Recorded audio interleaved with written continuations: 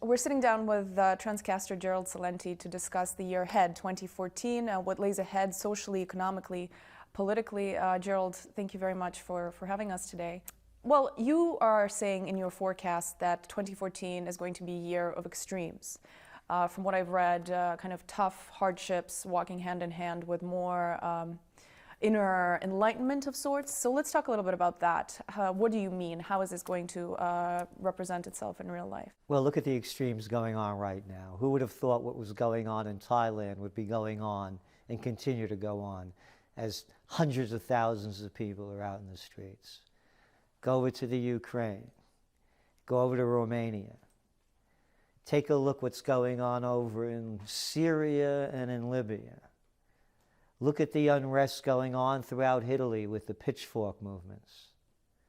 In Spain, around the world, I've never seen so much volatility at one time in so many different ways. Look at Mexico, at the outrage of them nationalizing their oil fields and the hundreds of thousands of people taking to the streets.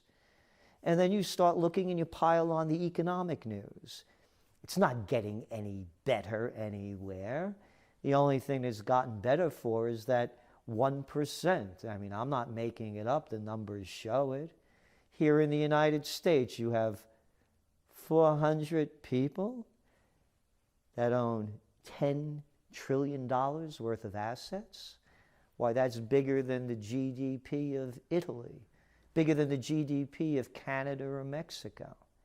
So you're seeing these extremes, and there's no answer on how are they going to deal with it. Is there anything positive we should expect in 2014? I mean, are any of these aspects that people have been worried about globally for so long that you talk about, are any of them likely to improve as soon as this year? Yes, because what we're seeing is, I'm going through this whole list of what's going on, there's a new word that keeps floating up.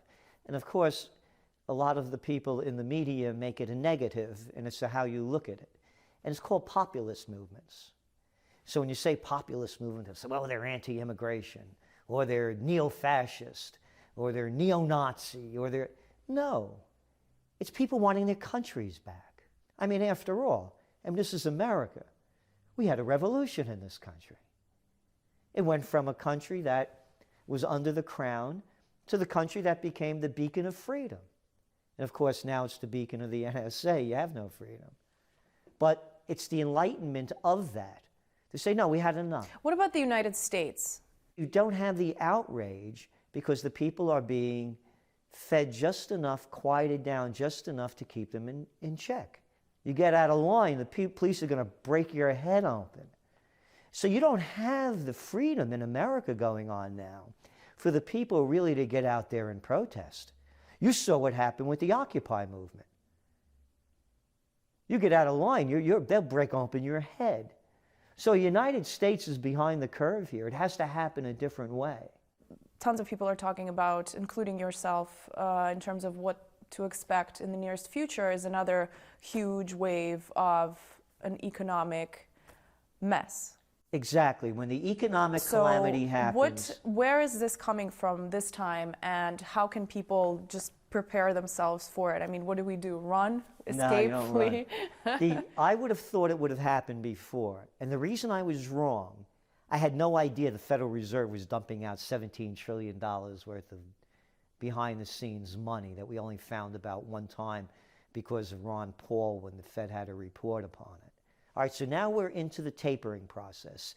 And we have to remember that all things are connected. This is a global age. So let's go look first at what's going on in China. All of a sudden, interest rates are going up in China. The debt to GDP is over 200% now, from 130% a couple of years ago. They have a real crisis. The Chinese have been doing exactly like the Americans and the Europeans have been doing, and they're dumping cheap money into the system. Now the Chinese, like the Americans with the starting the tapering, they're pulling back. They can't keep pumping money into the system. So what's the result? Already, go back. All of a sudden, hey, wait a minute, those treasuries, 10-year treasuries, they're almost at 3%. They're going up. As interest rates go up, the fake economy goes down. You know, you look like the kind of person, you could use a new automobile. Oh, you don't have any credit? Don't worry about it. Call this number. I have a deal for you. We're going to give it to you for 0%. That's right. Step right up. No money down, 0%. You don't have to worry about anything. So what they're doing is they've created another bubble. Yes, but shouldn't people be not surprised? Because this is exactly what happened in 2008. So do you think people are falling into the same exact trap again? Do I think they're falling into it? Look at automobile debt. It's almost at $1 trillion. Of course they're falling into it again. It's the same scam. So this other wave, new wave of whatever crash we should expect, it can't be avoided at this point? It cannot be. They may come up with another scheme undreamed of. What can someone listening to you do about this? Just a common American or anybody in the world really affected by this? Well, you know, I still believe in gold. You know, people talk about bitcoins. Why would I want to buy bitcoins? So to me, it's going to go back at some point, it's going to go back to hard assets. So what you're looking at around the world, or you're looking at movements for people that want to take their governments back. Look what happened in the United States with this NSA thing. And you've been, the Trends Journal, you've been writing about this for years. The only thing different is that Snowden put the proof down to what we've been writing about for the last 6 years. Right, let's talk about that. You mentioned people taking governments back. Will people ever be able to take their privacy back, or that's it, in this day and age, we just accept it, move on, and this is something that we're just going to have to live with? Of course it could come back. Who are these people to say that they should be taking it away from us? Everything that the Republicans and the Democrats are doing in the United States is diametrically opposed to everything that this country was founded upon.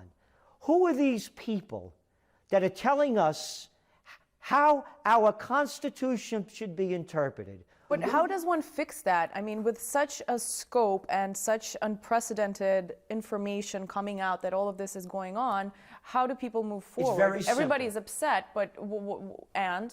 It's very simple. You're seeing it in country after country. To me, the model that exists, that everyone, all they have to look at to see, if you want to see something work, you look at the fall of the Berlin Wall. The people didn't leave. They went out and they never left. I have a slogan, by the way. Stay home, don't vote. Why would I want to vote for one of the corrupt parties for? Well, we're getting all excited about the upcoming elections. Will it be Hillary Clinton or will it be Christie? Will it be Biden? Will it be Ryan? Will it be Larry, Moe, or Curley? Will it be Abbott or Costello? What self-respecting person could look up to these people? And there are a lot of people that are ready for a change to happen. And I believe it's starting to happen. When people lose everything and have nothing left to lose, they lose it. And there are a lot of young people out there holding university degrees that they owe $70, $80, $90, $100,000 for, and they can't get jobs. And they're not stupid. They're watching it unfold in front of them, and they're angry. And they have the vitality. And they're also the people like myself that have been around. And we know the score. Who's making this stuff up? Well, what happens to those people? What happens to the college graduates? What happens to the working Americans? You say 2014, it's not going to be any better. They are continuing to be forgotten, left to themselves. I mean, so it's how is Slavelandia is what I call it. Look at the jobs. Again, I'm not making it up. According to the data, over 90% of the jobs created in the United States in 2013 were part-time jobs. It's more of the same, but worse. Everything we've been seeing coming out of the United States, do you think, what's happening to its position in the world? Where is it headed? I believe that every nation's problems can be solved if every nation minds its own business and stays home. Again, going back to the foundation upon which this nation was founded upon.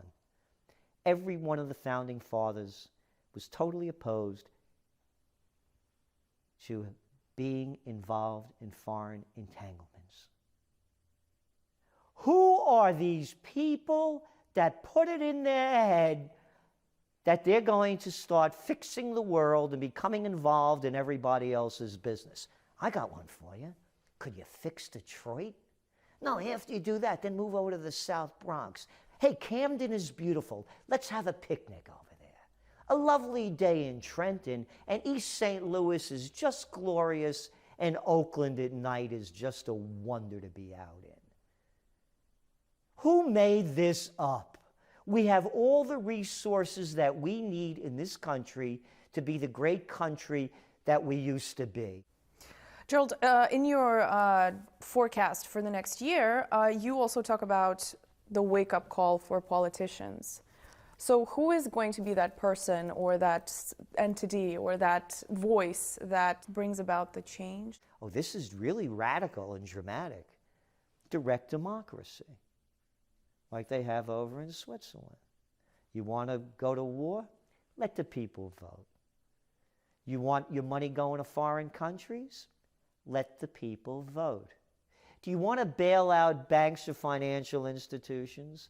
Let the people vote. It's direct democracy. And then people say, the first reaction, why, we'd have mob rule. Right. Yeah. What do you think you got now? You want to talk about a mob? We have a gang of 535 senators and congressmen telling 315 million people how to tie their shoes. Would direct democracy work? Anything's better than the corrupt system that you have now.